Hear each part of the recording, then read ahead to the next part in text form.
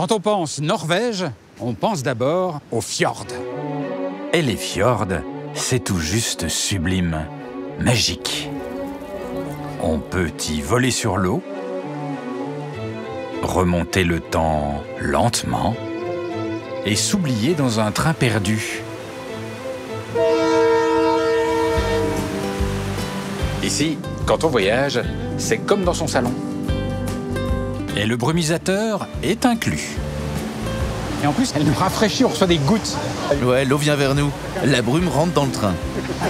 Alors, pour aller jusqu'au fond des fjords les plus reculés, Pour essayer de savoir ce qui se cache dans les bidons bleus, Oh. Mais ça sent très mauvais. et pour prendre un peu de hauteur, le train c'est pas mal.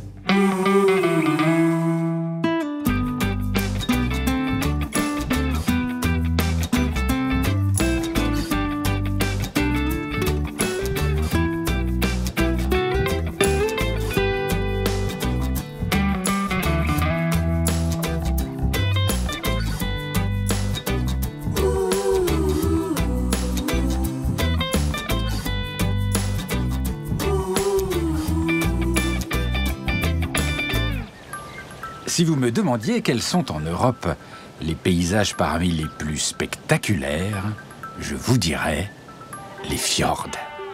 Les fjords norvégiens. Des vallées étroites, envahies par la mer. Des vallées extrêmement profondes. Sous l'eau, la profondeur peut dépasser les 1300 mètres. Et au-dessus de l'eau, les montagnes peuvent grimper à 1000 mètres. Des paysages impressionnants. Et les Norvégiens, au début du XXe siècle, ont eu une idée folle. Construire au milieu de ces paysages dantesques un train qui descendrait dans l'un de ces fjords, qui descendrait pour relier les hauteurs des montagnes à la mer, au fond de la vallée. Normalement, c'est un des plus beaux trains de Norvège qui arrive. Normalement.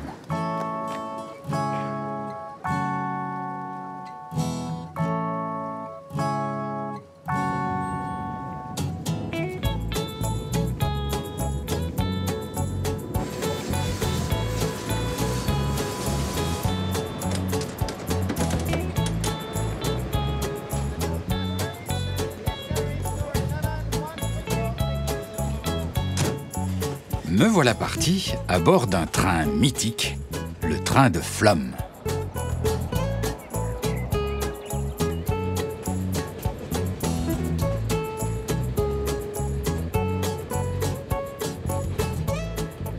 Hello, bonjour. Ah, vous avez une bonne place là. Oui, la meilleure. Alors, qu'est-ce que vous pensez de ce train? Tout est beau. À l'extérieur ou à l'intérieur, tout. Voir la neige sur les montagnes, le soleil et les cascades. Tout ça réuni. On sort du tunnel et waouh! On découvre alors un nouveau paysage sublime. Fantastique. Fantastique. Ouais, c'est vrai, c'est vrai. C'est vraiment un des plus beaux trains que je connaisse. C'est chouette.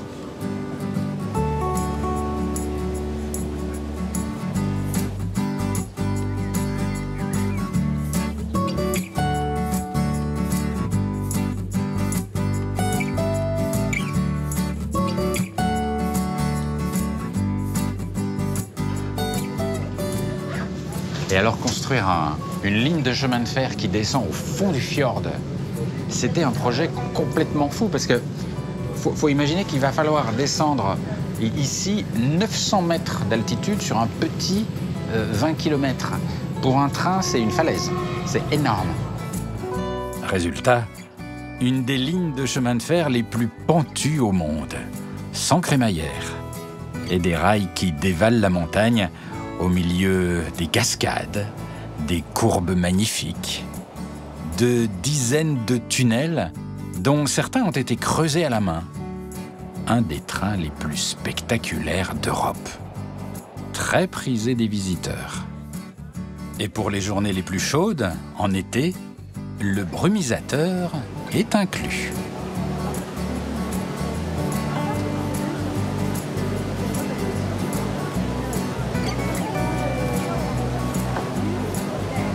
Vous aimez la cascade? Ah oui, j'adore. C'est fantastique. Fantastique. Moi, je trouve ça merveilleux. Elle est magnifique. Et en plus, elle nous rafraîchit, on reçoit des gouttes. Oui, l'eau vient vers nous. Du coup, la brume rentre dans le train. C'est très agréable. C'est bon d'être rafraîchi.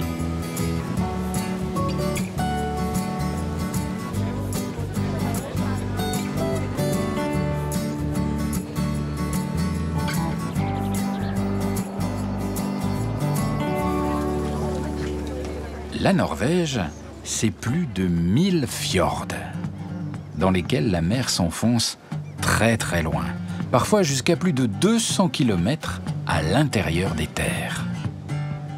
Les côtes de Norvège sont un inextricable dédale de fjords.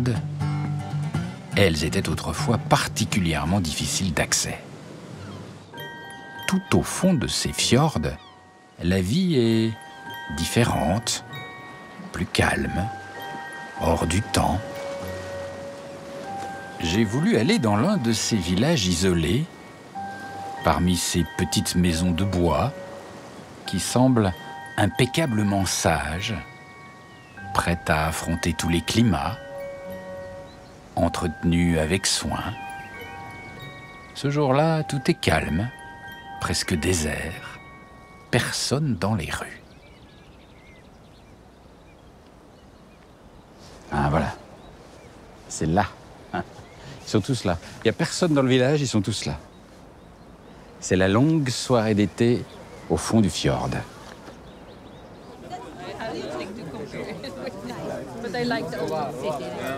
Hello, bonjour. Bonjour. How are you? Comment ça va? Ça va bien? Il y a tout le village là? Oh, il n'y a pas tout le monde, mais presque.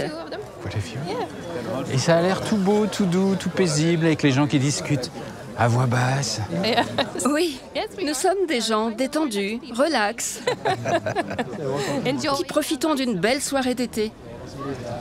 Et quand on vit dans un village comme ça, perdu tout au fond d'un fjord immense, c'est important de se retrouver comme ça parce qu'on se connaît tous. Quand tu vis dans une si petite communauté, c'est vraiment important d'être proche des autres, à leur écoute. Et on ne se sent pas si reculé. Yes, you feel, vous vous sentez pas loin de tout ici. En fait, ici, tu as plus d'amis que dans une grande ville où tout le monde se fout de son voisin. Mais ici, tout le monde se connaît et tout le monde s'entraide. Quand il y a peu d'habitants, on se doit d'être plus proche des autres. Je pense que c'est primordial. Donc on se sent moins seul dans un petit village perdu que dans une grande ville. Oui, tout à fait.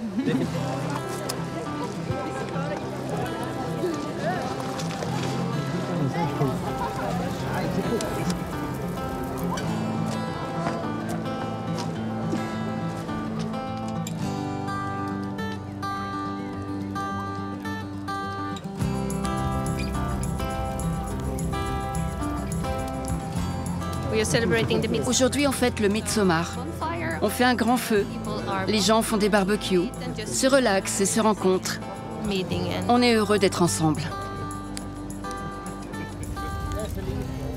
Et ça consiste à fêter la lumière ou fêter un saint? Qu'est-ce qu'on célèbre précisément? C'est un peu les deux. On fête à la fois le solstice d'été, et puis aussi, il y a pour certains quelque chose de religieux derrière cette fête. De religieux, c'est-à-dire? Franchement, faudrait demander à quelqu'un d'autre. Ah oui, c'est religieux, mais pas trop. Je ne pense pas trop à la religion, personnellement. Pour moi, cette fête, c'est plutôt le solstice d'été.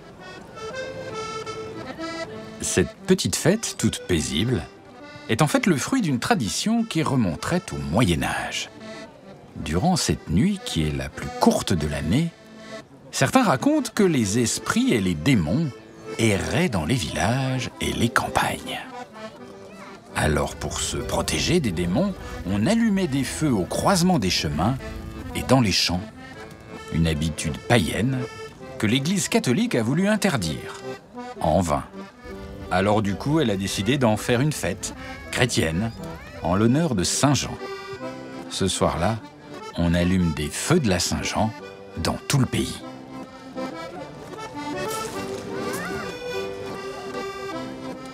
C'est marrant comme les Norvégiens aiment bien les hot dogs. C'est rigolo, il y en a partout. C'est parce que c'est si simple. C'est quand même le bonheur, ça. La Norvège, un fjord magnifique, un hot dog impeccable et des gens sympas. C'est ça le bonheur.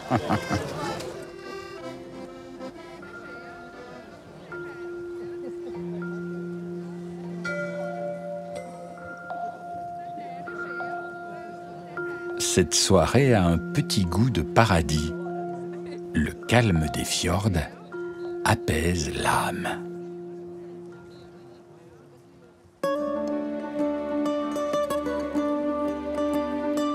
Un peu plus loin, le fjord de Geiranger est si splendide qu'il est inscrit au patrimoine mondial de l'humanité. Des parois vertigineuses, des cascades fabuleuses, c'est un univers magique. Magique, mais qui cache un lourd secret. Derrière ce calme apparent, il y a comme une menace, un danger que les Norvégiens connaissent, mais dont ils parlent peu. Deux d'entre eux, deux figures de la région, ont accepté de m'emmener pour aller voir. De m'emmener en bateau, de remonter le fjord, pas tout à fait aussi paisible qu'il n'y paraît.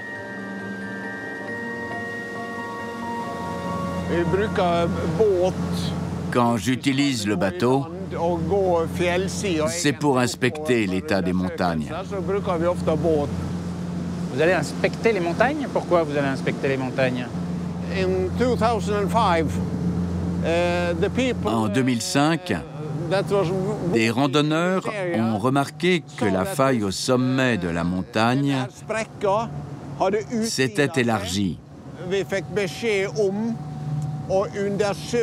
Beaucoup d'études ont été faites pour savoir quel volume de la montagne pourrait tomber dans le fjord. Car si un flanc de montagne se décroche et tombe dans ce fjord, ça pourrait créer un tsunami. Un tsunami, c'est-à-dire une vague énorme qui déferlerait dans le fond du fjord et qui serait, oui, très dangereuse pour les villages parce qu'ils sont au niveau du fjord souvent. Une vague de quelle hauteur? Elle pourrait faire jusqu'à 84 mètres dans le village où nous avons embarqué. Mais c'est fou, parce qu'on voit le fjord extrêmement calme. C'est même l'image de la paix et de la tranquillité, ces paysages. Et on n'imagine pas du tout ça. Il y a plusieurs fjords comme celui-là, surveillés en permanence par les scientifiques. Des tsunamis en Norvège, il y en a déjà eu.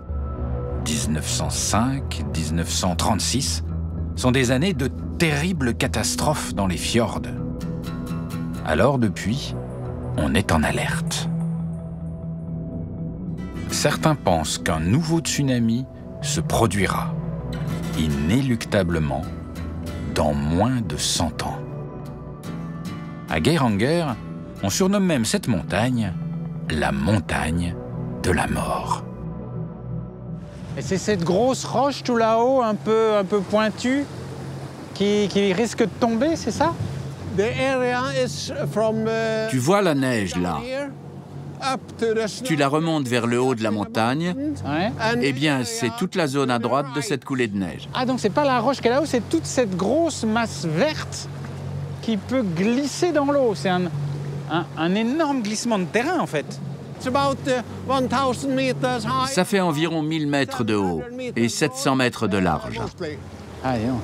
Et là, c'est vrai qu'on se rend compte de la masse que ça représente. Quand on a vu ça, quand on a vu cette menace, on ne voit plus le fjord du Memøy. Oui, c'est sûr. Mais il n'y a pas d'inquiétude à avoir. Notre système d'alerte fonctionne très bien. Tu peux te baigner tranquillement. Oui. me baigner, je suis pas sûr. Mais moi, je suis autant impressionné par la puissance de la menace que par la puissance de votre confiance dans la technique et dans la surveillance. Je suis sûr du système, sûr d'être prévenu à l'avance grâce aux outils de mesure. J'ai une confiance totale. Bon, vous avez une confiance totale. Vous, votre maison, vous l'avez construite à quelle hauteur sur la pente pour voir si ça sera plus haut que la vague? J'ai fait construire ma maison 85 mètres au-dessus du niveau de la mer. Et comme la vague fera 84 mètres dans le pire des cas, moi, je suis tranquille. Ah oui, donc vous n'avez pas tout à fait confiance, puisque vous avez construit juste au-dessus de la vague. J'ai fait bâtir à cette altitude, surtout pour l'ensoleillement et la vue. Pas par peur de la vague. Ok. Agnew, attends, et vous vivez à quelle altitude? 180 mètres au-dessus du niveau de la mer. Donc, je suis en sécurité.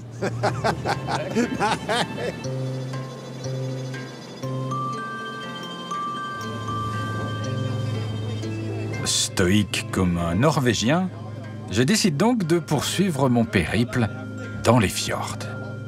Mais à ma façon, en train.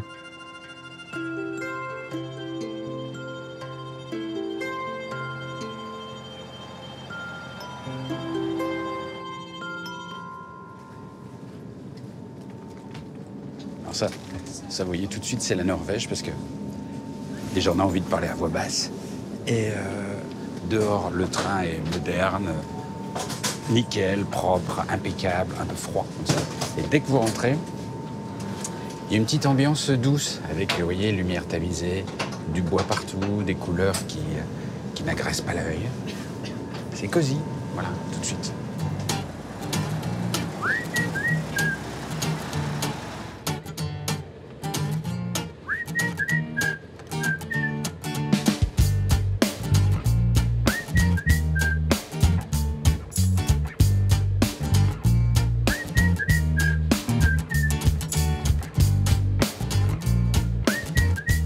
Ah bah, quand je vous disais que c'était cosy, douillet, agréable, regardez ça. Hello, bonjour. Bonjour. Bonjour. Vous faites envie là, franchement, c'est la meilleure place. Oui, c'est vraiment la meilleure place du train. Et alors qui est-ce que... En fait, et ça roule en fait ça. Je peux venir près de vous?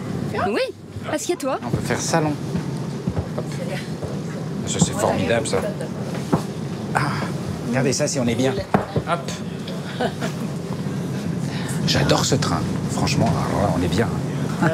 C'est une manière très agréable de voyager. Alors, il est super conforme, il est un peu lent. On met 8 heures pour faire 500 km. Pourquoi est-ce que vous avez choisi ce moyen de transport plutôt que l'avion? En fait, il n'y a pas d'aéroport là où on va. La seule alternative serait d'y aller par la route.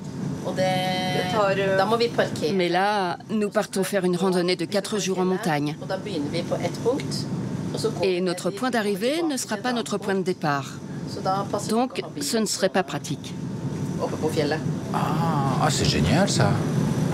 Et vous avez déjà mis vos chaussures? Oui, on a mis les chaussures. Et on a juste pris un petit sac à dos. D'accord. Donc pour être un bon Norvégien, il faut quand même être sportif et un bon marcheur. Oui, il faut être comme ça. Mais bon, on va quand même s'arrêter dans des refuges de montagne pour dormir et se préparer à manger. Ce sont des refuges confort et cosy, mais ça reste simple. Ah oui, ça c'est un truc que j'ai remarqué ici. On aime bien le confort, on aime bien ce qui est douillet, mais il faut pas que ce soit bling-bling. Comment vous expliquez ça? Ici, en Norvège, on a un côté discret. On évite tout ce qui est tape à l'œil. Je pense qu'il y a moins de gens qui sont bling-bling en Norvège qu'en France. Et vous avez dit, ici, il faut être discret. Pourquoi il faut être discret? Pourquoi il ne faut pas un petit peu de folie, un petit peu de brillant, un petit peu de doré? Pourquoi il ne faut pas de bling-bling? Ça vient sûrement du fait que la Norvège est une ancienne société de paysans. Oui, aujourd'hui, on a une très grande classe moyenne aisée. La plupart n'aiment pas montrer sa richesse. C'est vrai. Par exemple, dans ce wagon, il n'y a rien de très luxueux, mais on y est bien. Donc oui, on aime cette combinaison de confort et de simplicité. C'est un peu notre marque de fabrique. Très bien. Eh bien, merci beaucoup. Vous avez vraiment pris la meilleure place, là. C'est super. Oui, c'est pas faux. Et bon voyage. Merci. Merci.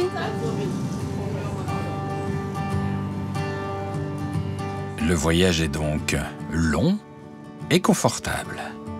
Mon but est d'aller voir à quoi pourrait ressembler une ville norvégienne, mais une ville en bordure de fjord. J'ai décidé d'aller visiter la plus célèbre d'entre elles, après une correspondance à Oslo, d'aller à Bergen, l'ancienne capitale de la Norvège.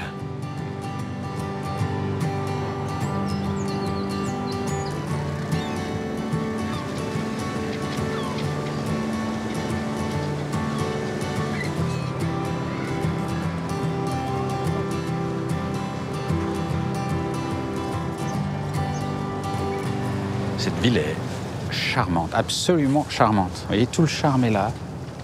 C'est ces maisons de bois colorées qui se lovent autour du port et du fjord, qui étaient autrefois des entrepôts et des habitations autour du port. Elles illuminent la ville par leurs couleurs. D'ailleurs, regardez attentivement. Ce que vous voyez là est absolument exceptionnel. Regardez bien, parce qu'on le voit rarement. Pourquoi? Parce que Bergen, c'est tout simplement la capitale européenne de la pluie. Il pleut en moyenne ici 2 jours sur 3. C'est-à-dire qu'une journée de beau temps avec des maisons de bois lumineuses comme ça, c'est exceptionnel. Il tombe à Bergen en moyenne annuelle, en hauteur d'eau, 2,50 m d'eau, soit 4 fois plus qu'à Paris. Voilà. Donc profitez bien du spectacle.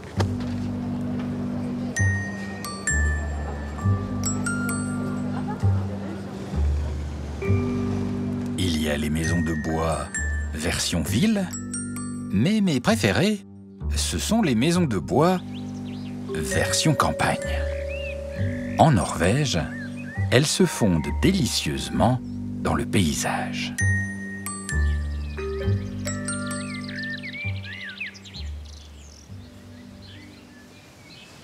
Alors ça, si je devais un jour trouver une maison en Norvège, je prendrais une maison avec un toit comme ça, vert, voire même fleuri. C'est vraiment très joli. Avec des petites violettes qui poussent et des herbes folles. J'adore ça. Ah oui, mais là, elles sont toutes les maisons ont un toit végétalisé. Hello! Bonjour. Bonjour! Et j'adore vos maisons. Et surtout le toit de vos maisons. Tu ne peux pas les emmener chez toi. Je peux les voir? Oui, bien sûr. C'est rigolo, hein? Pourquoi on fait pousser de l'herbe sur les toits des maisons par ici? Ça donne un petit côté naturel à la maison. Mais à l'origine, ces toits, c'était parfait pour l'isolation. La chaleur ne pouvait pas s'en échapper. Et vous laissez pousser l'herbe comme ça vient ou vous mettez des graines de quelque chose? Non, non, non. Celui-là, on a pris la terre et l'herbe du champ d'à côté. Et au bout d'1 an, l'herbe avait poussé et montait jusque-là. C'était incroyable. Et depuis, je n'ai rien fait. C'est le temps et la nature qui font le reste. Viens voir ce toit à côté. Il a été fait il y a 20 ans. Tu sais, quand on construit des maisons en bois, il faut un toit très lourd.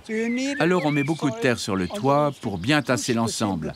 Ça fait pression sur les rondins qui forment les murs, ça les maintient bien ensemble et permet d'avoir une maison bien isolée et résistante au vent. Les toits végétalisés en Norvège, ça fait plus de 800 ans qu'on les utilise. Très intéressant. Et à l'intérieur, ça crée une atmosphère particulière? Bien sûr. Viens voir. Ah oui, je suis curieux.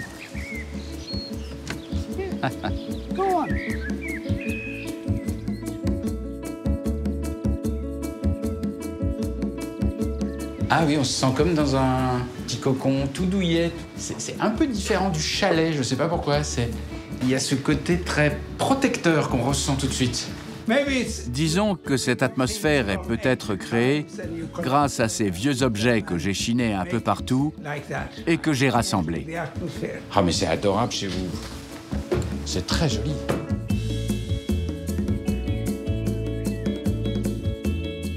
Et j'ai remarqué qu'avoir une petite maison dans un endroit très reculé, dans les fjords, dans la montagne, loin de tout, il y a beaucoup de Norvégiens qui ont ça. Ah oui, vivre en pleine nature, c'est important pour la plupart des Norvégiens. Je pense qu'en effet, on est le pays à avoir le plus de résidences secondaires en Europe. Mais on pourrait se dire, quand on habite en Norvège, si on a envie d'une petite maison, on va plutôt la prendre là où il fait chaud, en Espagne, en France, en Italie, pour des vacances. Pas dans un endroit encore plus au nord où il fait encore plus froid. La chaleur n'est pas aussi importante pour nous que pour vous, je pense. Vraiment ? Oui. D'ailleurs, il y a un historien norvégien qui disait « Les Norvégiens sont des gens très étranges, car quand les glaciers ont fondu et remontaient de plus en plus au nord, à l'ère glaciaire, eh bien les Norvégiens, qu'est-ce qu'ils ont fait? Ils les ont suivis. » Ah oui, donc ils ne peuvent pas se passer du froid et des glaciers. Je pense bien. Thank you very much.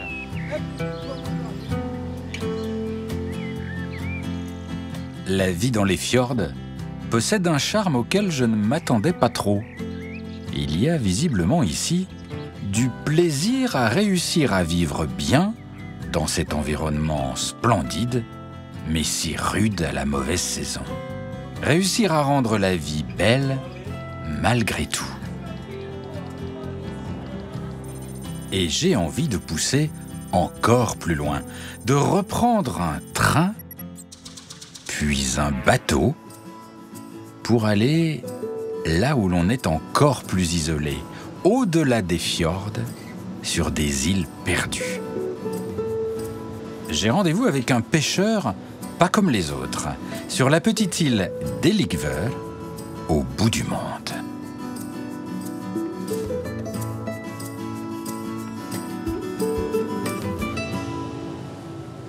Ce que j'aime bien en Norvège, c'est que même dans les endroits les plus reculés, les îles du bout du monde, c'est toujours adorable, tout propre, tout comme dans un film. Partout.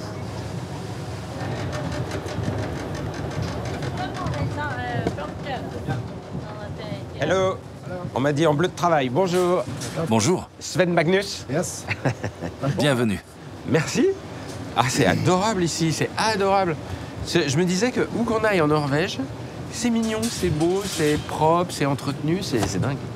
C'est vrai. Et en plus, il va faire beau aujourd'hui. Ça va être parfait pour visiter l'île. Et voilà, vous vous appelez Sven Magnus? Sven Magnus. Mais Magnus en latin, ça veut dire le grand, donc vous êtes Sven le grand? Oui, je me sens comme ça. Très bien. En plus, vous comprenez le français? Non. Mais si. Parlez-vous français? C'est bien, je sens qu'on va passer un bon moment.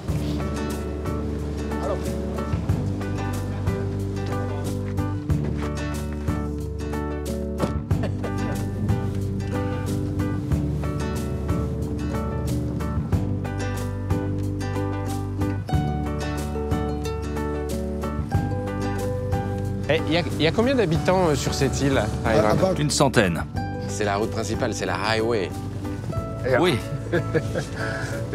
C'est la route principale. Elle fait 1 kilomètre de long. Tu sais, il y a peu de voitures ici.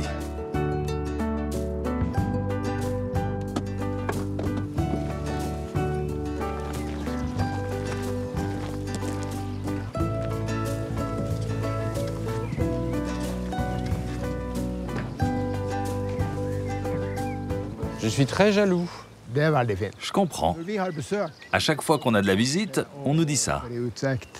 Mais là, est-ce qu'on ne le voit pas dans des conditions un peu exceptionnelles? C'est-à-dire, à la fois il fait jour, ce qui n'est pas toujours le cas, et il fait beau, et il fait pas trop froid. C'est vrai qu'on n'a pas ce temps très souvent. Disons que ça arrive 15 ou 20 jours par an. Bah, j'ai de la chance alors, c'est super. Souvent, je me mets exactement là où tu te tiens. Et je contemple le paysage. Je peux rester des heures ici, à ne rien faire. Juste regarder.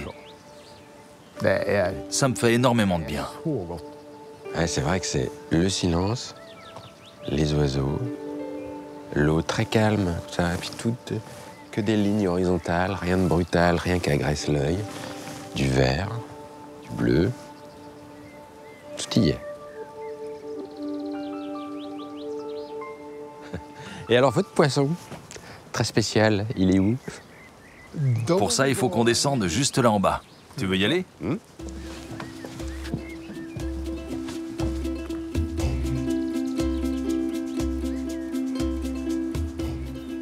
Ce que je vais te montrer, c'est un poisson vraiment vieux. Un poisson vieux? Mais comment ça, un vieux poisson? Un vieux poisson vieux... Oui, un vieux poisson qui date de plusieurs années. Dans ce tonneau, il y a du poisson vieux de 6 ans. Non, c'est une blague. Est-ce que tu te sens prêt? Mais vous me dites ça comme si ça allait être une épreuve terrible. Non, ça ne sera pas terrible, mais plutôt inhabituel. Tu veux voir?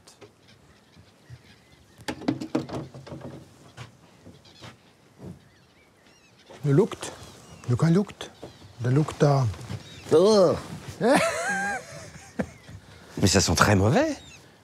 Mais non, ça sent bon. Mais c'est dans quoi? Il trempe dans quoi, le poisson, là? Dans de la saumure. Mais là, il a pas du tout pourri en 6 ans? Ça, j'arrive pas à le croire. Grâce au sel. C'est le sel et le sang ensemble qui font que ça ne pourrit pas et que tu peux le conserver si longtemps. Il est vraiment sans bactéries et délicieux. Tu veux le goûter? Le goûter comme ça cru? Si je peux le faire, tu peux aussi. Ouais. Et qu'est-ce que c'est comme poisson? Du lieu noir. Sei.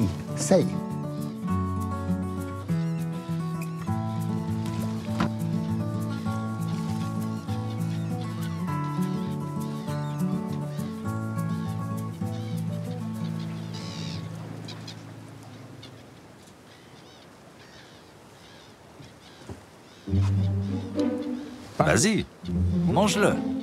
Allez.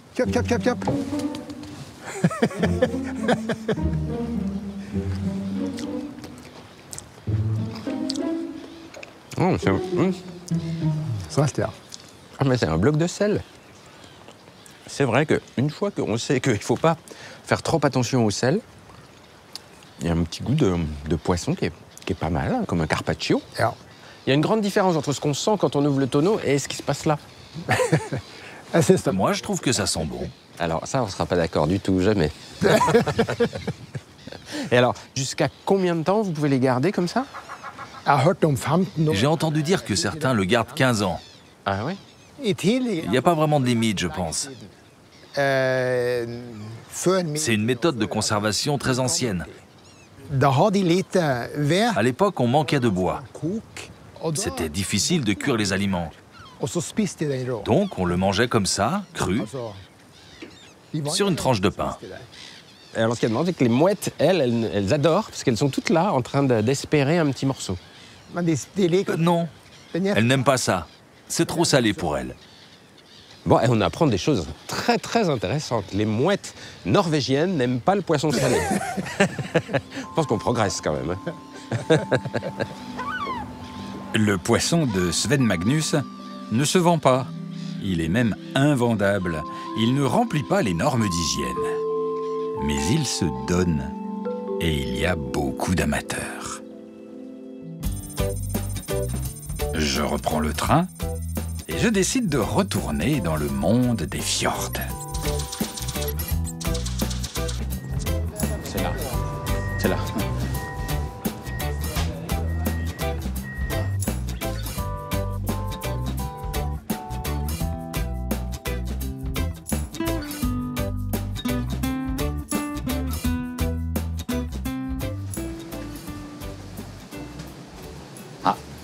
Là, c'est le bar. Très important, le bar. C'est là que tout se sait.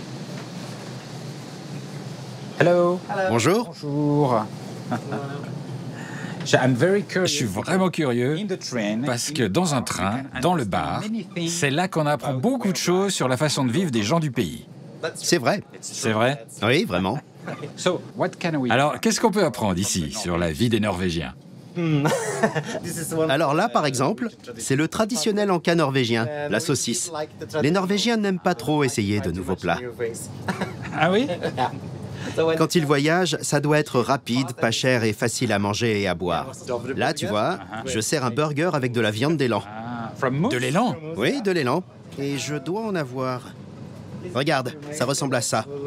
Tu vois, il y a du lard et de la viande d'élan. De l'élan? On mange de l'élan? Mais l'élan, c'est pas une espèce protégée? C'est pas... C'est des élans d'élevage? Non, ils sont sauvages. Mais en Norvège, on a le droit de les chasser. Donc là, il y a des produits de la chasse? Et ceux-là sont vraiment préparés pour le train. Bon, ok. Et alors, ça a beaucoup de succès, ça? Is it successful? Ça, oui, énormément. Je suis souvent en rupture de stock. Il y a beaucoup de voyageurs qui, dès qu'ils montent à bord, viennent tout de suite me le réserver pour le manger plus tard pendant le trajet. Parce que c'est très demandé. Vous avez l'air content d'être le maître à bord de ce bar. Oui, parce que la météo n'est jamais la même et la vue est toujours différente. Il y a toujours quelque chose de nouveau à découvrir. Je suis ravi d'avoir cet environnement de travail et je ne voudrais absolument pas en changer. Merci beaucoup. Je vous souhaite beaucoup de bonheur sur cette ligne merveilleuse. Vous êtes là jusqu'à votre retraite? J'en serais ravi. Vraiment? J'espère bien. Ah, ok, je vous le souhaite alors. Merci beaucoup. De rien.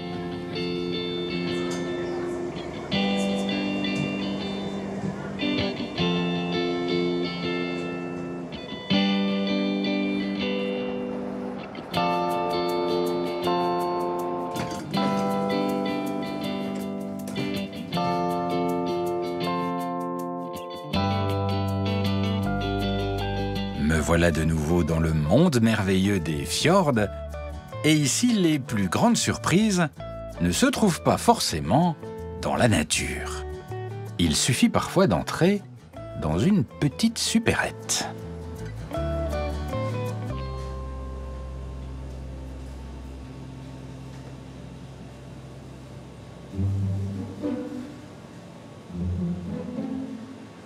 Il se passe un truc, là.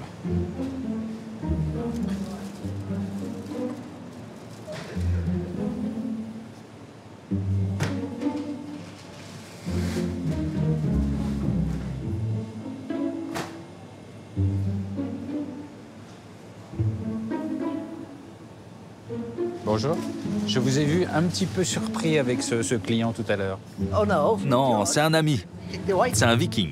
C'est un viking? Ouais. Vous le connaissez? Oui, oui, bien sûr. Ici, tout le monde le connaît. Donc c'est un vrai viking? Oui, c'est une star. Je vais aller le voir. Merci, thank you. Hello. Bonjour. God dag, bonjour. Apparemment, vous êtes une star ici. Je m'appelle Olaf. Olafur. Le monsieur là m'a dit que vous étiez un vrai viking. On peut dire ça. Mais est-ce que la place d'un vrai viking est dans un supermarché en train d'acheter de la sauce tomate? Nous, les Vikings, on s'en tient au poulet, à l'élan, au porc, au poisson. Mais le ketchup, on ne connaît pas. C'est exotique pour nous. Ok. Et qu'est-ce qu'il y a dans votre sac, là? Je peux regarder? Mais c'est pas du tout... C'est des pâtes...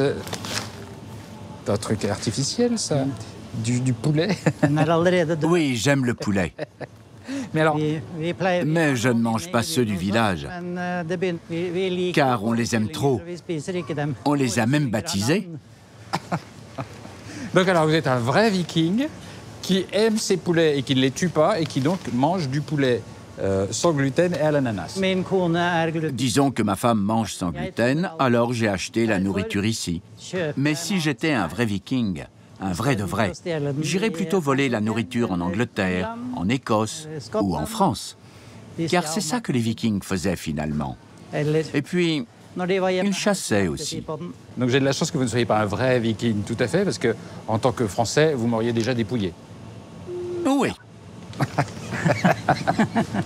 Très bien, je sens qu'on va bien s'entendre. Mais alors, vous êtes qui exactement? C'est une longue histoire. Écoute, j'ai bientôt fini mes courses. Ok. Suis-moi au village. Je vais le suivre. J'accepte l'invitation. J'essaye de montrer qu'un Français jamais ne tremblera devant un Viking. Passage en caisse. Et je découvre le plaisir de marcher paisiblement le long d'un fjord avec un redoutable guerrier du Nord.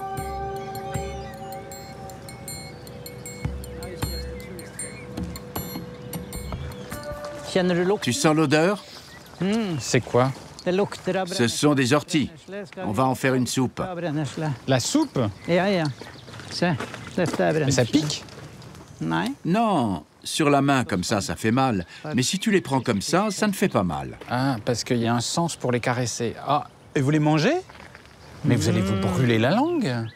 Mais c'est extrêmement dangereux. Quand je pense le nombre de fois que je me suis piqué les jambes dans les orties quand j'étais gamin, alors l'idée de le mettre dans la bouche... Non, ça ne fait rien. Ah, mais c'est horrible. Mais moi, je pense aux enfants qui regardent. Ne faites pas ça. C'est complètement fou, ça. Et est-ce que les Vikings mangeaient des orties accompagnées de poulet sans gluten à l'ananas? Je sens qu'on va apprendre des choses folles sur les Vikings.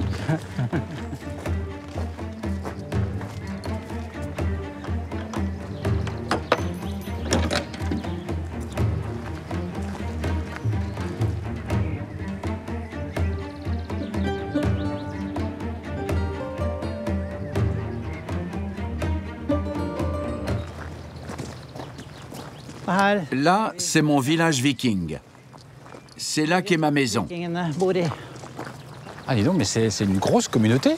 Il y a combien de Vikings par ici? Environ 70. Certains vivent ici toute l'année. Donc c'est des gens qui vivent comme des Vikings? Comment c'est exactement? Oui, ce sont des gens qui sont passionnés par le monde viking. Ils vivent comme des Vikings. Ils ont cette époque comme passion. Et tous ceux qui sont là en général ont étudié pendant des années. Et pour eux, c'est bien, parce que c'est un endroit où on peut vivre comme à l'époque. Ah bon? Et vous, vous avez quel rôle dans cette communauté? Je suis le holding. C'est le terme qui veut dire maire. En fait, je suis au sommet de la hiérarchie. C'est un peu comme un roi. Et si on avait vraiment été à l'époque viking, toutes ces maisons-là, elles m'appartiendraient. Et tous les gens qui vivent ici, je les posséderais aussi. Chacun serait là selon ma volonté. Je ne savais pas. Et alors, en tant qu'étranger, comme ça, finalement, est-ce que je ne vous ai pas manqué de respect en vous abordant comme ça de manière un peu cavalière? Tu sais, on n'est plus au temps des Vikings. Mais si j'avais vécu à cette époque, déjà, le chef que je suis ne serait jamais allé au magasin tout seul. Il aurait eu un garde du corps, voire 2 ou 3. Et si tu m'avais importuné, je te jure que mes gardes du corps, ils t'auraient botté le cul direct. Ah, moi j'ai eu de la chance alors. Je suis arrivé à la bonne époque. Bon, très bien. Bah dis donc, c'est étonnant cette communauté quand même. On peut aller voir un petit peu? Oui. Okay.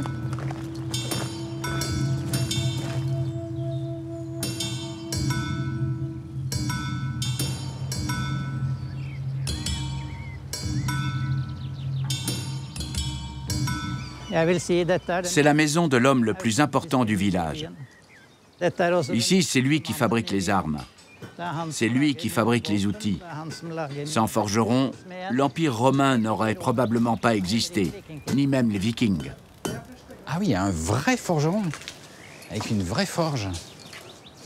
Salut Ernest. Salut. Je te présente un Français rencontré à la boutique. Bonjour, hello, je sais pas comment on dit bonjour. Voilà, comme ça, on sait. Bonjour. Ah bon, c'est la première fois que je serre la main d'un viking forgeron. Mais alors, ce qui m'épate quand même, c'est que vous avez vraiment une tête de... Excusez-moi, hein, c'est un compliment, mais une tête de viking. Vous avez le look, la tête, l'attitude. Merci. Je prends ça comme un compliment. C'est juste moi. Je me sens bien comme ça. Ça me définit bien. Mais pourquoi vous aimez ça? Pourquoi? Qu'est-ce qui vous plaît tant que ça? Ce qui me plaît chez les Vikings, c'est la même chose qui me plaît dans le travail de forgeron. D'un côté, je fais des choses très détaillées, très fines et précises, comme des bijoux ou des ornements. Et d'un autre, je fais aussi des choses plus brutes, massives, comme des armes de guerre ou des outils. Eh ben, tu vois, être viking ou être forgeron, c'est pareil. C'est à la fois de la finesse et du rustique. Ah, la finesse, c'est le rustique. C'est ce que vous aimez. Qu'est-ce qu'il fait? Le boss est en train de vous piquer une hache, vous en avez conscience? C'est lui le chef. Il peut prendre tout ce qu'il veut.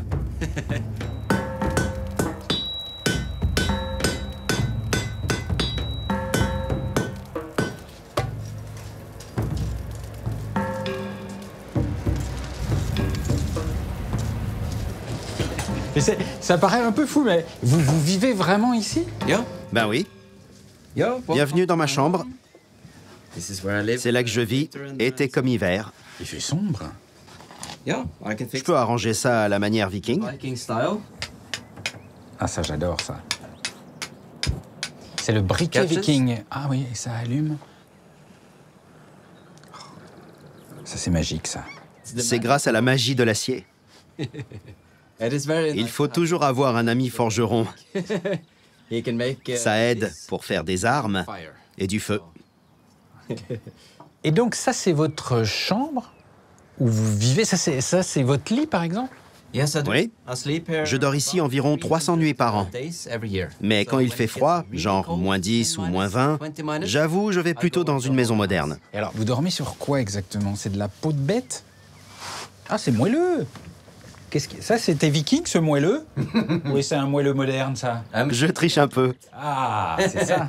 Je suis dur à la surface, mais doux dans mon lit. Ah oui? Ah, mais je sais aussi être dur au lit. D'accord. Bon, très bien. Mais je ne veux pas préjuger de l'hygiène du viking, mais je ne vois pas de salle de bain. Non. Non, c'est un secret. Ah, ouais. Parce que c'est un peu moderne. Mais alors, est-ce que les vikings étaient vraiment... Parce que nous, en Europe plus au sud, on a une vision des vikings comme étant vraiment des durs, des brutes, sanguinaires. Est-ce que vraiment c'était ça? Il y a un peu de vrai. Mais il faut savoir qu'à cette époque, tout le monde était violent. La violence était quotidienne sur Terre. Les Vikings étaient très efficaces au combat. Et de ce qu'on a écrit sur eux, globalement, on n'a retenu que les choses les plus négatives. Mais tous n'étaient pas si violents. Et vous êtes épouvantablement violent? Non. Non? Non. Moi, ça m'est passé. Enfin, sauf quand j'ai faim. Et là, vous avez faim? Oui, là, faut y aller. Chez les Vikings, il faut toujours écouter le chef. Quand le chef a faim, tout le monde mange. Me voilà donc invité pour le dîner. Au menu, soupe aux orties façon viking. C'est bien, il est courageux. Merci. Il y a une règle dans le mode de vie viking. C'est de ne pas être poli. Quand la nourriture est chaude, on la mange. Ah, ça, j'aime bien cette règle. C'est un de mes plats préférés. Parce qu'il y a beaucoup de fer. Bah oui, ça nourrit bien le forgeron. Elle est bien, cette soupe. Mais on sent pas du tout que c'est de l'ortie, hein.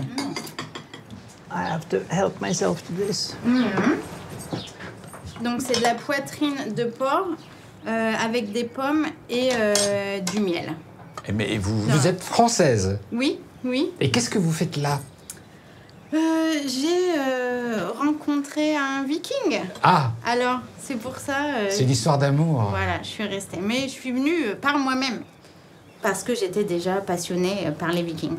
J'ai été accueillie et acceptée très vite et maintenant c'est ma famille ici en fait.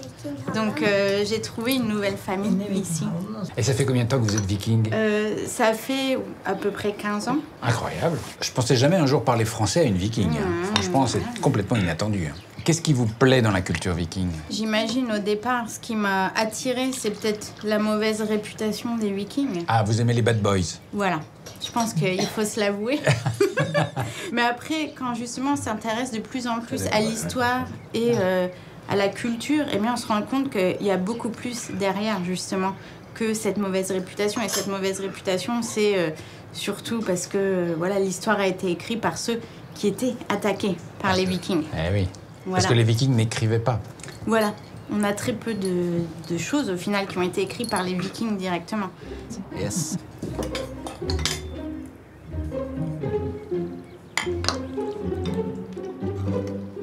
Et alors ça, donc ça, c'est le lard aux pommes. Voilà. Mais c'est vraiment très bon. C'est subtil. Et c'est sans gluten. Yes. Je trouve qu'en fait, la grande morale de cette histoire, c'est que les Vikings ont beaucoup d'humour, en fait. Oui, toujours. Mais maintenant, je voudrais lever mon verre à notre invité. Qu'est-ce que c'est? C'est une sorte de vin blanc, fait à base de miel. C'est de l'hydromel. Yeah. So, skål. Skål. Skål. On fait souvent skål chez les Vikings. Et à l'avenir des Vikings en France. C'est pas mal aussi, ça. Ça a le goût de miel, mais en liquide et alcoolisé. Oui, voilà. Donc avec modération également. Voilà.